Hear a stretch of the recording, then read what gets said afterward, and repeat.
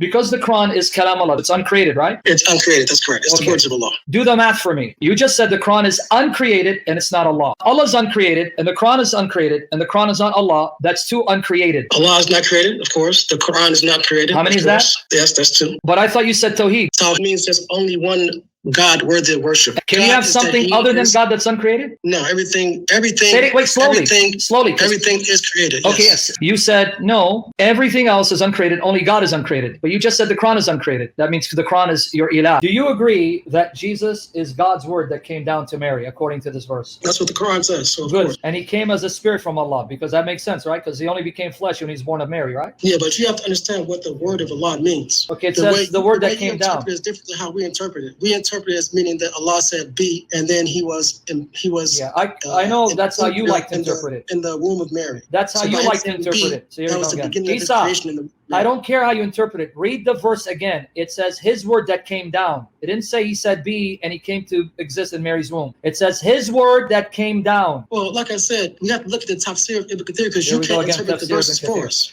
Is Ibn Kathir, do you say la ilaha illallah?